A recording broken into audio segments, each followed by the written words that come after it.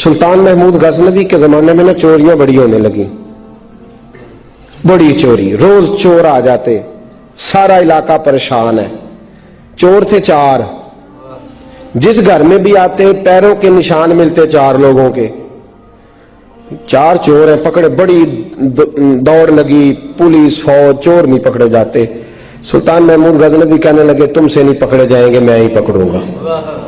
क्या करूंगा? बोलिएगा जरा। मैं पकड़ के लाता हूं। कहा जनाब कैसे? फरमाने लगे देख लो पकड़ता हूं। सुल्तान महमूद गजनवी ने नकाब डाला चेहरे पे, पुराने कपड़े पहने, बाजार में निकल गए। 4 चोर खड़े थे सामने। सुल्तान को देखा तो दौड़ने लगे। आप फरमाने लगे दौड़ो ना, अना बाशर मिसलुकुम, मैं भी तुम्हारे जैसा ही हूं, मैं भी लिबासे आदमी पहना जहाने आदमी समझा। वो मुजम्मल बन के आए थे, तजल्ला बन के निकलेंगे। लिबासे आदमी पहना जहाने आदमी समझा, मुजम्मल बन के आए थे, तजल्ला। न हलीमा भेद खुला है ये, न मकाम चूनो चरा है ये, तो खुदा से पूछ वो कौन थे, तेरी अजमतें जो बढ़ा गए। सुल्तान कहने लगे ना बाशिर मिसलुकुम, ना डरो मैं तुम्हारी तरह का ही हूं। उन बेवकूफों ने समझा शायद चोर है। कहा ना मैं तुम्हारी तरह का हूं। उन्होंने क्या समझा? शायद लिबास आदमी पहना जहाने आदमी, शायद चोर है। उन्होंने कहा चलो जी ताक अदाद हो गए। पहले 4 थे, अब बैठ गए, बातचीत होने लगी। सुल्तान कहने लगे यार चोर हो तुम भी, चोरियां करते हो, तो कितनी चोरियां आज तक कर ली हैं? कहने लगे बड़ी की हैं यार, लेकिन कोई नहीं, थोड़े से पैसे होते हैं, 2-4 दिन में खत्म हो जाते हैं। सुल्तान कहने लगा चलो ये तो बताओ कि क्वालिटी भी है तुम्हारे अंदर। एक शख्स कहने लगा जी मेरे अंदर क्वालिटी है, जानवर बोले तो उसकी बोली सुन के बता देता हूं कि ये क्या कह रहा है। दूसरे से पूछा तू भाई? कहने लगा जी मेरे अंदर क्वालिटी है कि जितनी मर्जी ऊंची दीवार हो, रास्ता कोई ना हो, मेरा काम है चढ़ जाना। तीसरे से पूछा तू बता? कहने लगा मेरी खूबी ये है कि मैं सूंघ के बता देता हूं पैसे कहां रखे हुए हैं। सुल्तान मुस्कुरा के कहने लगे सारी चोरों वाली क्वालिटियां हैं, पक्के चोर, चोरों वाली क्वालिटी है सारी तुम्हारे अंदर। खैर चौथे से पूछा तू बता, तू बता? कहने लगा जी मेरी क्वालिटी ये है कि जिसको रात के अंधेरे में नकाब में देख लूं, सवेरे पहचान लेता हूं बंदा कौन था। छुपा हुआ देखूंगा पर सवेरे मुझे, अंधेरा होगा, नकाब होगा, पर मैं सवेरे पहचान लूंगा। सुल्तान से कहने लगे हमने तो बता दी, आप भी बताएं। तो सुल्तान महमूद कहने लगे मेरी क्वालिटी ये है कि बंदा फांसी लगने लगे, मैं दाढ़ी हिलाऊं तो फांसी से उतर जाएगा। फांसी लगने लगे, मेरा काम है दाढ़ी हिलाना, और बंदा फांसी से फारग। ने कहा क्या बात है, पते एड्रेस सबके ले लिए। सुल्तान कहने लगा यार थक गए, चोरी कख दी हुई तो चोरी लख दी हुई, तो आज बादशाह का घर ना लूटे। रोज थोड़ी थोड़ी करते हैं तो बड़ा हाथ मारते हैं, कुछ हाथ तो आए ना। वो कहने लगे यार तू बड़ा दलेर चोर है, पहले दिन आया इतनी दलेरी। कहने लगे चलो आज सुल्तान का घर लूटते। चले महमूद गजनवी के घर की तरफ। जब पहुंचे ना दरवाजे पर तो कुत्ता भौंकने लगा। जो कहता था ना मैं पहचान लेता हूं, वो कहने लगा कुत्ता कह रहा है तुम्हारे अंदर एक बादशाह भी है, बादशाह है। तो बाकी 3 कहने लगे अजीब बेवकूफ है, हम तो एक जैसे हैं सारे। उन्होंने कहा नहीं है ना बादशाह मिसलुकुम, तू पागल है, आज तुझे गलती लग गई। दीवार बड़ी ऊंची थी, वो जो कहता था ना चढ़ जाता हूं वो चढ़ गया, रस्सा फेंका बाकी भी चढ़ गए।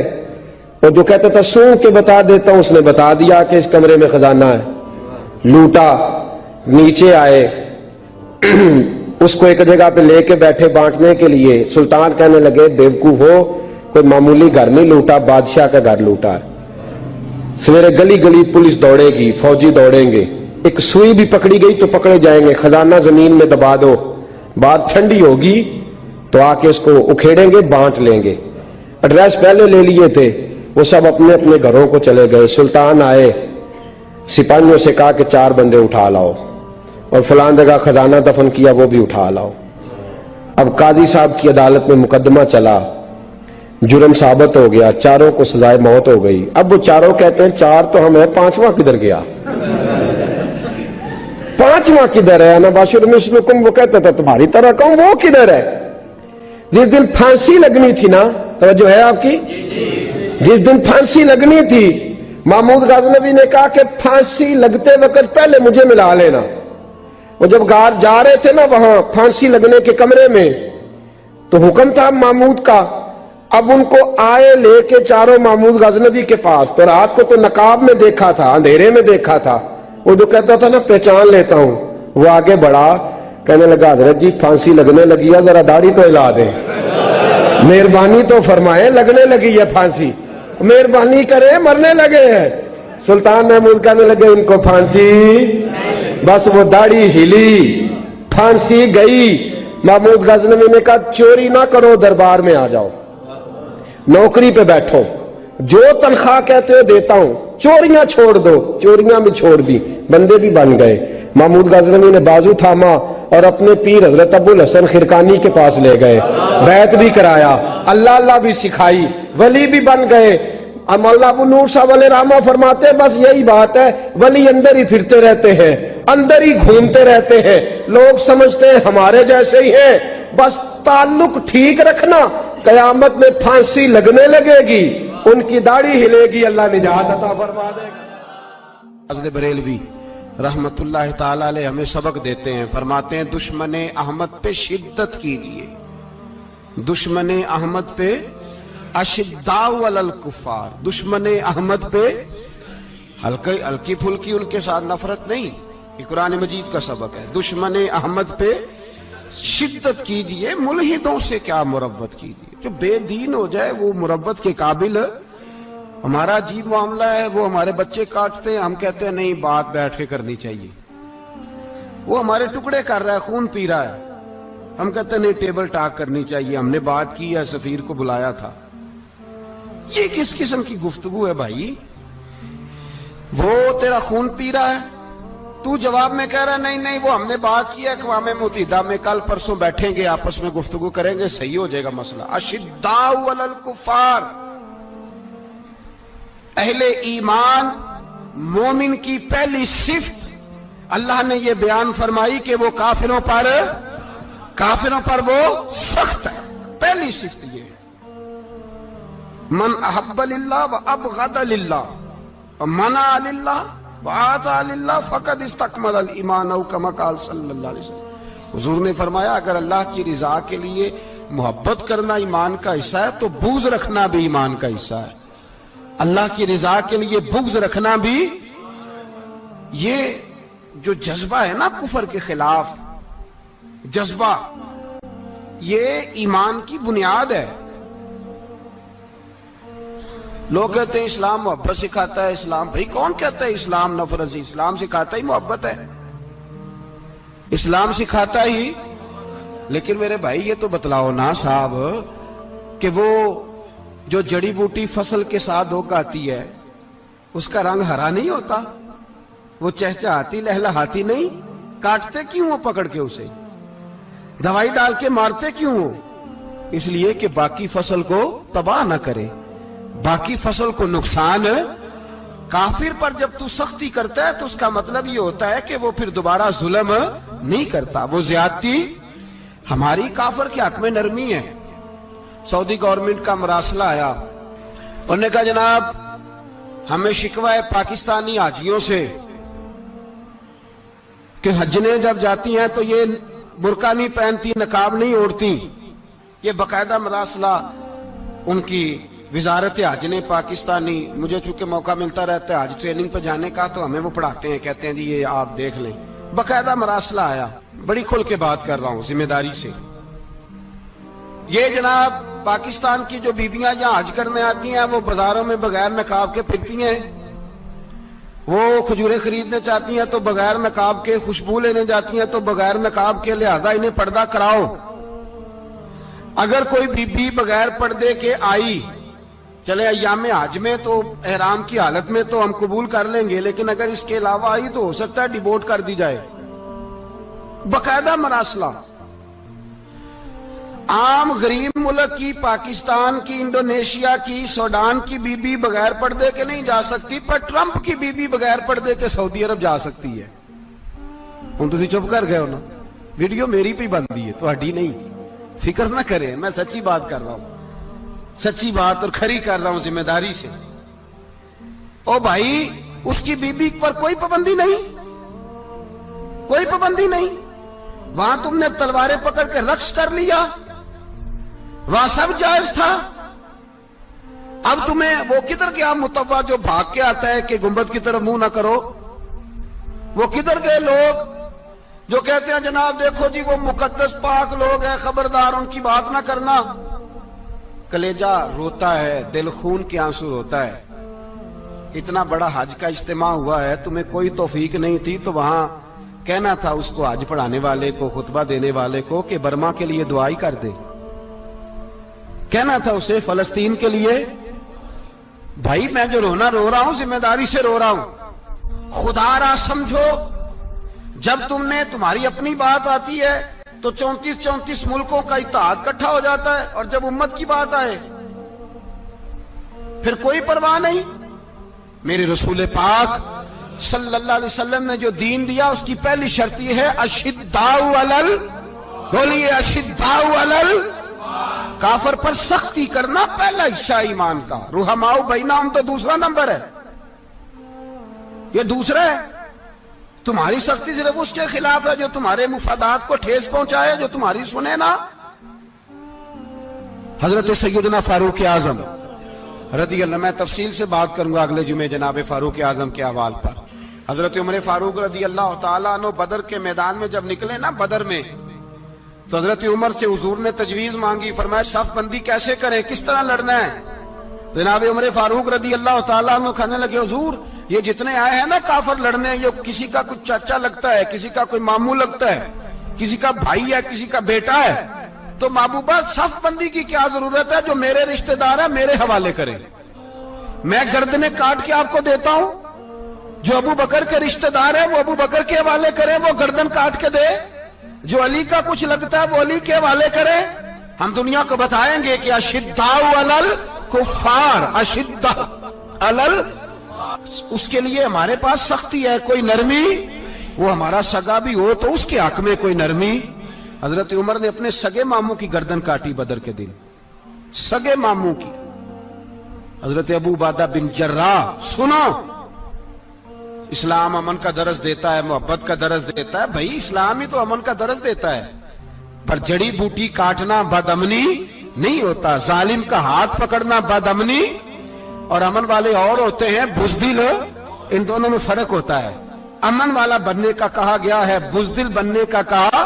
میرے نبی پاک نے جو بدر میں تلوار اٹھائی تھی, زرہ پہنی تھی, حضور علیہ السلام نے لوہے کی جیکٹ پہنی تھی, تو وہ بھی میرے رسول پاک نے امن کے لیے ہی پہنی تھی. میرے نبی پاک صلی اللہ علیہ وسلم نے احد کے دن جو ہتھیار اٹھائے تھے تو وہ بھی امن کے لیے اٹھائے تھے, وہ بھی امن کے لیے حضور نے ہتھیار اٹھایا تھا. ہتھیار اٹھانا بد امنی کی علامت نہیں ہوتا میرے بھائی, یاد رکھ. حضرت ابو عبیدہ بن جراح نے میدان بدر کے اندر جب جنگ کا تبل بجا, حالات بگڑے, جناب ابو عبیدہ بن جراح کہتے ہیں تاریخ نے ایک عجیب موڑ پہ مجھے لا کے کھڑا کیا. آپ فرماتے ہیں میرے لیے اللہ نے جو آزمائش رکھی وہ سب سے بڑی رکھی. فرمانے لگے جب میں میدان میں نکلا تو کافروں نے میرے سامنے جس کو لا کے کھڑا کیا وہ میرا سگا باپ تھا. اور فرماتے ہیں اب مشکل بن گئی. عشق تیاگ دوویں ایک برابر, تے عشق دا سیک ودھیرا, اگ تے ساڑے ککھ تے کانے, تے عشق ساڑے تن میرا, تے اگ دا دارو می تے پانی, کوئی دسے ہیں عشق دا دارو کیڑا, بلے شاہ تھے کچھ بھی نہیں بچدا جتھے عشق ہوراں دا ڈیرا. فرمانے لگے اب میرے لیے سامنے باپ, ادھر بیٹا. اب فرماتے ہیں دو رستے تھے, باپ بچاؤں یا رسول اللہ کا دین بچاؤں. ایک منٹ تھا فیصلہ کرنے کے لیے کہ ابا بچے گا یا دین بچے گا, کفر بچے گا یا اسلام بچے گا. فرماتے ہیں میں نے منٹ پورا نہیں سوچا, میں نے تلوار اٹھائی, باپ کی گردن کاٹ کے گرائی اور رسول اللہ کا دین بچا لیا. باپ کی گردن کٹ کے گری اور نبی پاک کا دین بچ گیا, بچا لیا رسول اللہ کا دین. حضرت عمر نے ماموں کو مارا. حضرت مصعب ابن عمیر کہتے ہیں تاریخ مجھے بھی لا کے کھڑا کرتی ہے بدر کے میدان میں, تو کفر کا لبادہ اوڑھ کے جب سامنے آیا تو وہ میرا سگا بھائی تھا. سگا بھائی, ہزاروں قومیں وجود میں آئیں, दहर में खुश्क तर के रिश्ते से, पर हमने बुनियादे दोस्ती रखी याद खैरुल बशर के रिश्ते से। सगा भाई कुफर का नुमाइंदा बन के सामने खड़ा हुआ। मुझे इकट्ठे खेलना भी याद था, मुझे एक बर्तन में रोटी खाना भी याद था, एक माँ से लोरियां सुनना भी याद था। फरमाते हैं ये सारा कुछ याद था, पर इस्लाम के हक में दिया हुआ खुतबा जो मोहम्मद अरबी ने दिया था वो भी मुझे याद था। मुझे रसूलुल्लाह की बताई हुई बातें भी, फरमाते हैं मैं सारा कुछ भूल गया, पर मुझे अपने रसूल का पढ़ाया हुआ सबक नहीं भूला, वो मुझे याद रहा। मैंने फिर सगे भाई की गर्दन काटी और मैंने वो गर्दन काट के हुजूर के पास पेश की और मैंने दुनिया को बताया कि हमारे लिए असल वो है जो हमारे रसूल हमें हुक्म इरशाद फरमाते हैं। ये रिश्ते हमारे लिए असल, हमारे जी अच्छे तल्लुकात हैं। कौन से अच्छे तल्लुकात, कौन से अच्छे तल्लुकात? मेरा एक दोस्त मुझे कहने लगा अमेरिका तो प्यार ही बड़ा करता है हमसे। मैंने कहा बिल्कुल, कसाई भी बड़ा प्यार करता है बकरे से, बड़ा प्यार होता है। आप जो कुर्बानी के बकरे लाए थे आपको प्यार नहीं था? ज़िबा करने से पहले उसको पानी भी पिलाया, चारा भी खिलाया, गुस्ल भी कराया, पर आखिर में क्या किया? बोले ना जी, ये वाला प्यार करता है अमेरिका आपसे, देता है कभी कभी पैसे, कोई शक नहीं इसमें। वो कहता है वहां जलजला आया है तो इतने लाख डॉलर देता हूं, फलां आया, लेकिन वो वाला प्यार जो कसाई बकरे से करता है, कहता है जब मौका आएगा तो मैं छुरी भी फेरूंगा और अपने वक्त पे आके वो, ये मेरी मिसाल याद रख लेना, अमेरिका का पाकिस्तान से और मुसलमान से वो वाला प्यार है जो बकरे का कसाई से और कसाई का बकरे से होता है। वो चारा डालता है, मोटा करके ज़िबा करता है, पतला ज़िबा करने में उसे लज्जत नहीं आती।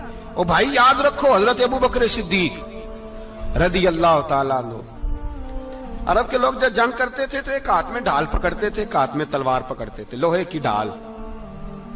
जब दुश्मन हमला करता था तो ढाल आगे करते थे, वो कई दफा टकरा के ढाल से तलवार गिर जाती थी। हज़रत अबू बकर सिद्दीक मैदान में निकले, बेटा काफिरों की तरफ से लड़ने आया है, सगा बेटा, और मेरे मुस्तफा करीम ने फरमाया औलाद बुज़दिल कर देती है आदमी को, पर जब ईमान पुख्ता हो तो फिर सहाबा ने इस बुज़दिली की भी परवाह नहीं की। सगा बेटा काफिर की जानिब से आया, हज़रत अबू बकर सिद्दीक ने तलवार से हमला किया, बेटे ने ढाल आगे की। जब साहबजादे ने ढाल आगे की ना तो हज़रत अबू बकर की तलवार लोहे की ढाल से टकराई, तलवार गिर गई। अब हज़रत अबू बकर ने हत्ते हो गए, साहबजादे ने उठाई तलवार, कहता जब मैं मारने लगा तो ख्याल आया घर तो मेरा उजड़ेगा ना, बाप तो मेरा ही है ना। साहबजादे कहते हैं मैं अबू बकर सिद्दीक को छोड़ के चला गया, बाद में मुसलमान हो गए, कलमा पढ़ लिया। एक दिन घर में बैठे थे तो बात शुरू हो गई, साहबजादे कहने लगे अब्बा जी वो याद है ना जब मेरी ढाल से आपकी तलवार टकराई थी और तलवार गिर गई थी तो मैंने आपको बाप समझ के छोड़ दिया, मेरा ही घर उजड़ना था बाप समझ के। जनाब सिद्दीक अकबर रज़ी अल्लाह ताला अन्हु साहिब इब्ने शाम ने लिखा है कि अपनी सुरीन पर 2 दफा हाथ मारा, 2 दफा।